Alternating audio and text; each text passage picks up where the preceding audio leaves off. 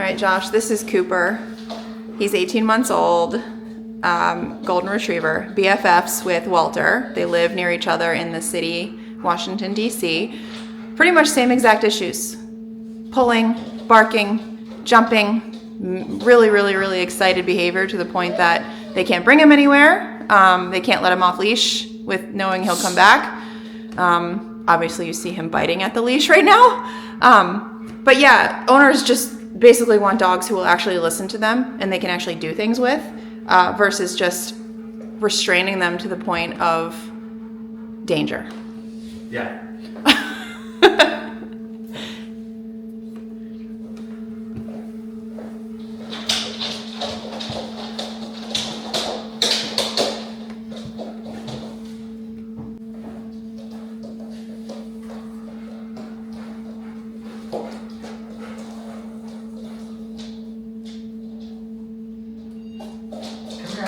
What's his name?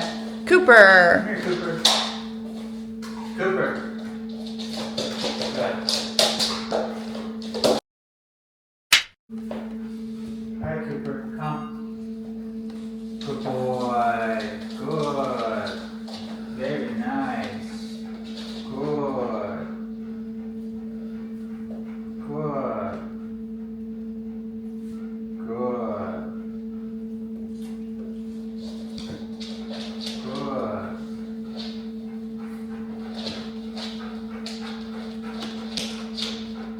Awesome, gentlemen. Good. Just hold himself back.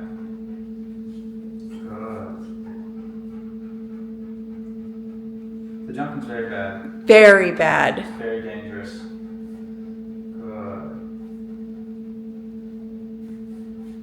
Good. Which, jumping can be stopped very quickly. And, we're going to stop, he was jumping on me earlier, now he's not jumping on me, but tomorrow he won't be jumping on me, you know what I mean? So we're not too concerned about that. More concerned about how he reacts when he starts getting consequences for not listening. Good. Break. Good boy. Good.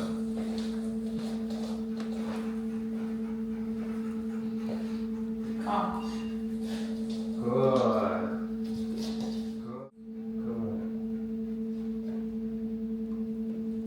We'll talk a little bit here because it's good for, we use time as a tool here and just let him sit in the proper position. Again, same with the other golden that came in. Friendly dogs, but because they're out of control, they become a liability and they can actually hurt themselves or hurt others. We have a lot of examples throughout the years of dogs just like this who are friendly, who actually cause a lot of damage, knocking people over, breaking legs, breaking ribs, pulling shoulders out of sockets, Cracking teeth. with jumping up, breaking furniture, getting hit by cars, things like this because they don't recall and they don't listen. So it's not, people think a friendly dog it doesn't have that liability factor of bad things happening. But the case is, come here, bud. If they don't listen and they're allowed to live in this crazy town, liability is actually very high. And even though they're not attacking people, they can still hurt people and cause chaos in your life. So, obviously the owners know that, so that's why they're here. But it's good to point out that just because a dog's friendly doesn't mean they're not dangerous. Okay, he very much is dangerous. He's going to hurt somebody or himself if left without a leader, right? Good. I can tell by working with him this few minutes that he's not even really home upstairs. He's not thinking is what I mean by that. He's just reacting. Good. Stay. So with the recall, we start with the recall. You can see whenever he leaves, he gets corrected and recalled back. Right? That's going to create a nice recall and a nice stay when they come to us. Good. Good. And I just want to sit here and wait for him to walk away so I can continue to do that until he decides to stay. And you'll see him start to relax more and more and more. So it gives me a good opportunity to talk because what I'd be doing here if the camera wasn't on is I'd just kind of be sitting here anyway. right? So, yeah, so do you have to take it seriously, raising a dog who isn't aggressive and who isn't obviously dangerous? Like when it comes to like, a dog who's biting and resource guarding and starting dog fights, it's very obvious to people. A dog who's doing none of those things, but is out of control and is still causing, problems, you gotta take it just as seriously because they're friendly, but they're going to cause big problems. Like again, not too long ago, there was a golden, I believe. It was a golden, or it was some type of retriever who Broke his the owner's legs. Yeah, English lab. And this is a guy who's a candidate for doing that. Very friendly He dog. ran right into her. But he is out of control. He doesn't respect your personal space. He's running around really fast outside, and he slams into your legs. Next thing you know, you got a broken femur, broken kneecaps, things like this. And then you're saying, "Ooh, this is a problem." Don't wait for that to happen before you take control. All dogs should have a leader who can control them, even, especially the aggressive ones and dogs of that nature. But even dogs who are friendly, they still harm people when they act like this. Good. And he's absolutely one of those dogs who will eventually blow your knee out, rip your shoulder out, break a rib, knock an old lady down. It will happen with this guy. So, good. So we're here to start gaining some control and become the leader. Good. You can see him changing already. Mm-hmm. He's not taking his eyes off from me. I can touch him. I can pet him. Good. And this is just like 2 reps of recall.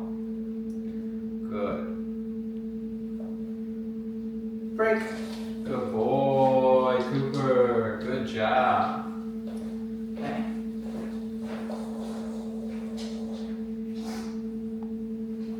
Calm.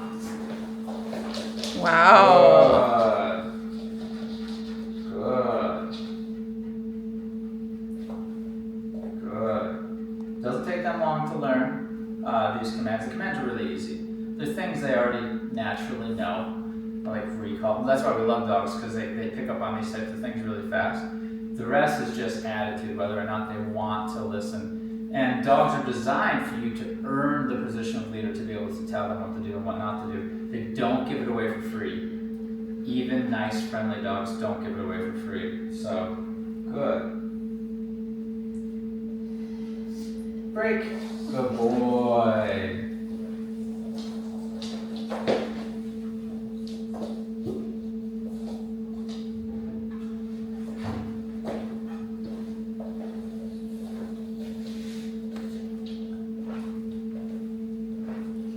Come.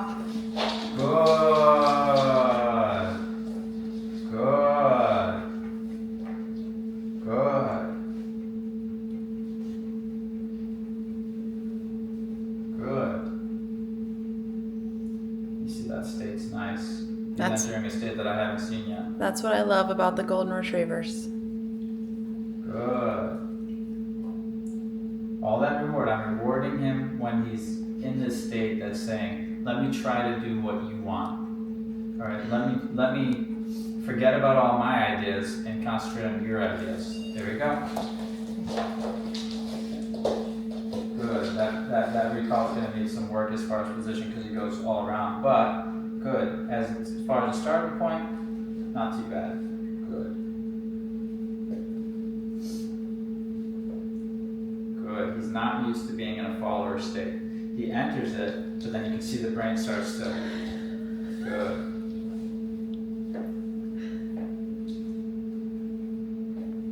He will, over the course of the next week, learn to live as a follower, and that'll be his relationship to the humans who are working with him here, Julie and I. He will see himself as a follower and us as leaders, and therefore that state, that follower state, which I'm seeing a little bit of now, will be the default. Good. Dogs that live without a proper leader are a liability. Good. Break. Good boy. Yay! Good boy. Oh my god.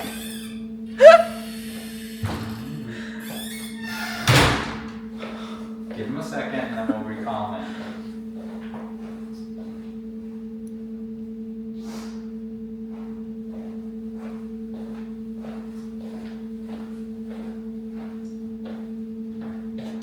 Hey, Cooper, come. Good. Good. You see the correction there? Nice. Good.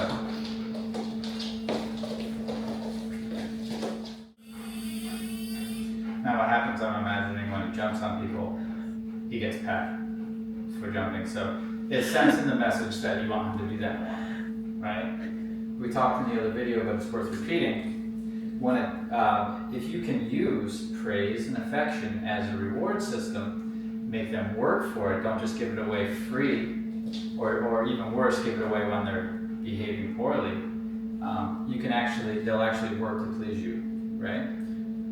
If he's acting in a way that you don't like, he's got high energy, he's jumping on you, he's in crazy town, and you pet him, and you talk with a high inflection, oh yeah, blah, blah, blah. You're rewarding that, which says, do more of that.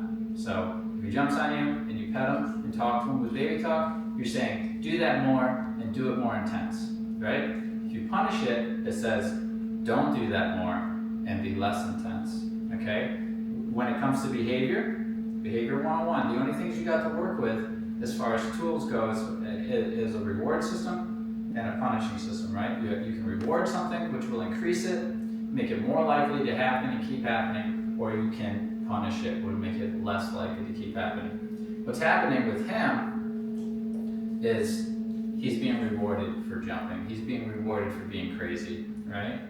Also, even if you're not petting it and you're just ignoring it, guess what? It's going to keep happening. Why? It's self-rewarding. A lot of these behaviors are self-rewarding. Being crazy, jumping, counter-surfing, running away. These are self-rewarding behaviors. So even if you're not rewarding it directly with a piece of food or petting them, it's still being rewarded, so therefore it's going to increase and happen more and more and more. If we add a punisher in there, it decreases. As we can see, it's already started to decrease tremendously, right? Because I introduced a punisher for jumping on me, and now he's not jumping on me. Okay? That's just basic behavior, okay? So, but I know just by interacting with him that he jumps and he gets pet. He acts crazy and he gets pet. Yes. He acts inappropriate, he gets the rewards. Okay? Good. Good boy. It's very hard because when the world that we live in doesn't necessarily follow, doesn't really think about behavior, right? If a stranger comes and sees him and he runs up on them, which is already breaking the rule, he's going to get rewarded by that stranger. More than likely, they're going to baby talk him, they're going to pet him. If he jumps on them, it's funny, it's silly, but they're likely to, most people will say, it's okay, and they'll pet the dog. If they know it's a friendly dog. And so they'll reward it. So you've got the whole world kind of working against you as well. Good. Break. Good boy.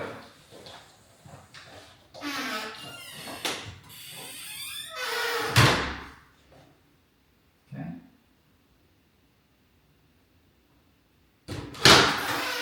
Okay, Cooper, come. Good dog, that's my boy. Good. Nice position. Good boy. Good boy. Good. You see that recall? Okay. I recalled him out there. He did not listen. Started going in the opposite direction after he heard the tone and heard me say, come here. I turned the stem on. He starts coming towards me. As he's starting to come towards me, this isn't what you're going to do at home. It's just part of the training. I'm dialing down the stem, but I'm keeping it on so you can still feel it. He gets in front of me in the proper position, it turns off. And then I say, good, and here's the reward.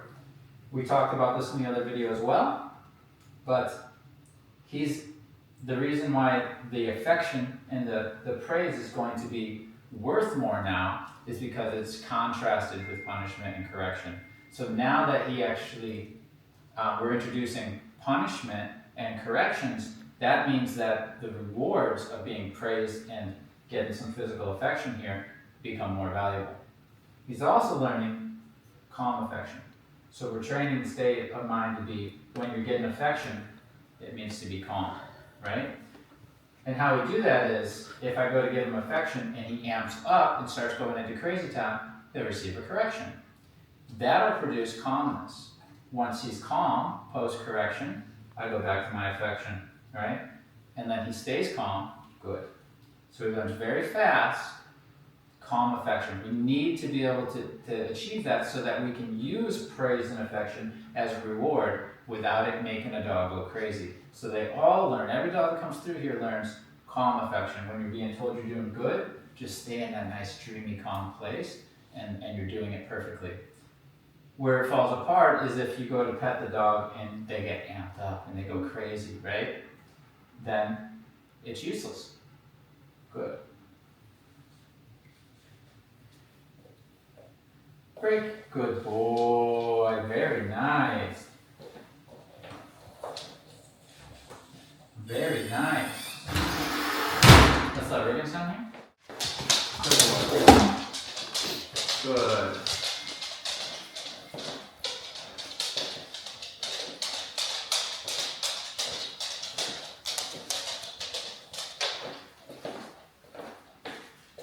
Good. Break, break. Break. Break. Good boy. Keep it.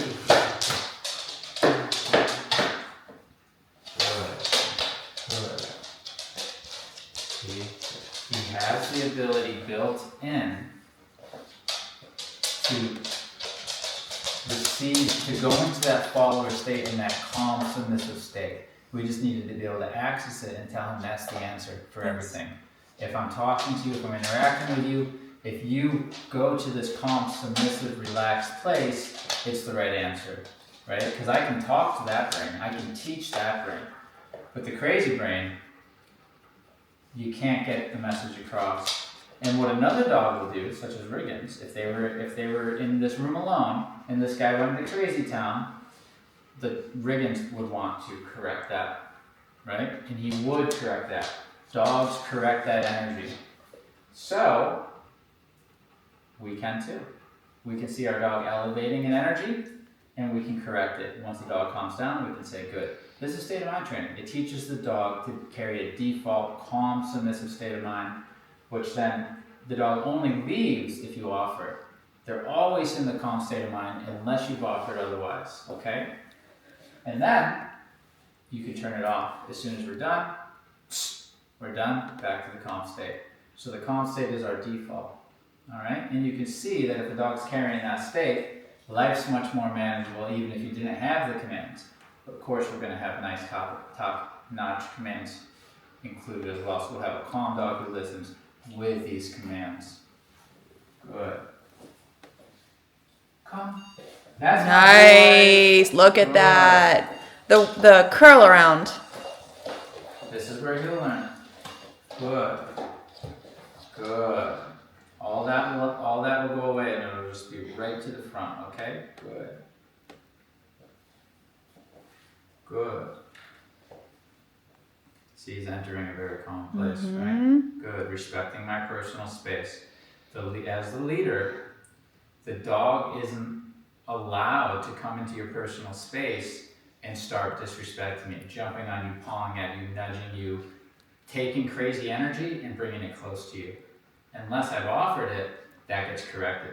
Especially as the leader, that's how I can maintain myself as relevant and to be somebody to be respected. You will see him adjust himself, just like all the dogs do. When they start to enter your personal space, they adjust their energy. Just like they would with another dog that they respect. They'll alter themselves and lower the energy, and they're not jumping or anything once they enter your personal space. And we need to maintain that. And the way to maintain that is if the dog's being disrespectful, especially in our personal space, we correct them. As soon as they adjust and they calm down, we reward them. Good. And we can reward with a simple pet because it means a lot now. Good. Break. Good.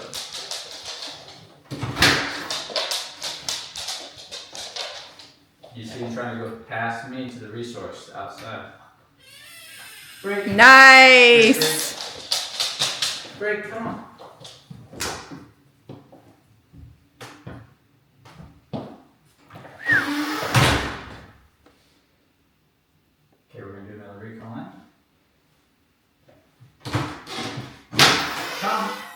my boy. That's a good boy. Wow. We got to work on that position. Good. Yes. Come here. Good. Yes, that's right.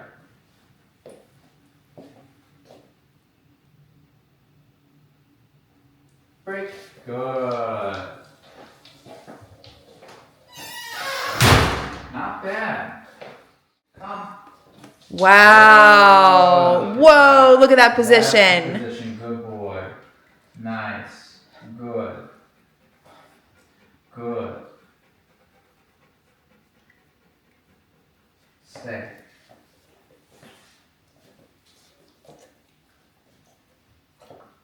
Good. Good. This is completely new to him, I can tell. Oh, yeah. But look at the state. He's really trying.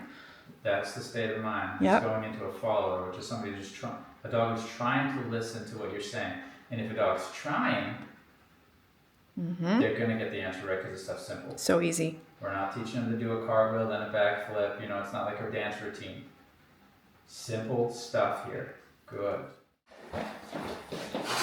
He's a good boy. And then we'll just move him. Good. Good. Come. Wow. Come here. Amazing. Come here. That's good. I like that. I couldn't get him into his kennel That's good. last night or this morning, so I asked Josh to do some work. Good. And look, after one session, he's already listening effortlessly. Good. And we didn't address the kennel. No. Right? That's why we talk about symptoms. Everybody's focused on the symptoms, right? Jumping, barking, pulling, blah, blah, blah. But those are symptoms of a dog who's just not a committed follower. And what we need for a committed follower, the core issue, is that the dog doesn't do when you tell them to do, and they don't stop when you tell them to stop. That's the core issue. And that's a relationship dynamic issue, right? Leader, follower, that's not where they are. Leader, follower, the dog doesn't see you that way. So the dog either sees themselves as above you, where they can make their own choices, or equal to you, where they can chime in and influence the choice. Both of those are going to cause issues. We want the dog to take a back seat and follow the leader, right? To clearly decide that they are lower in the hierarchy and they allow you to have first access to resources and decision making. Okay? Look, the door's wide open. I couldn't even open the door this morning without him charging out. He's starting to shift on the hierarchy. Now that he's doing that, he's looking through the lens of a follower, which means he's listening. He understands I'm asking him to go in the kennel. He understood you were asking him to get in the kennel. It's not a training issue. It is a hierarchical issue. Do I listen? Do I do when you tell me to do? Do I stop when you tell me to stop? Dogs don't give that away for free. Even the nicest dogs in the world, they don't give that away for free. They're not designed to. Otherwise, they'd be following false leaders out in the world and it'll get them killed. It's earned out in the wild. It's earned in the natural world amongst the pack, and it's also earned in the human pack when you take a dog home. They're not going to give you leader position, which means they listen, for free. Okay? Once you earn it, they give it to you, and all of a sudden they're listening. Okay? Is it maintained? Yes, it's maintained. And we maintain it very easily. If we ask the dog to stop or do, and they don't listen, we correct. If they do listen, we reward. And here we reward with praise and affection. Okay? The biggest reward they get once they're follower, though, is inclusion into our life. They're able to be doing more with us. They're able to be involved more, which is a huge reward because they listen. Okay, so we're actually able to do more walks. We're able to do more outings. We're able to have them out more because they listen, and that's a huge reward on top of the praise and affection. Okay? Good boy.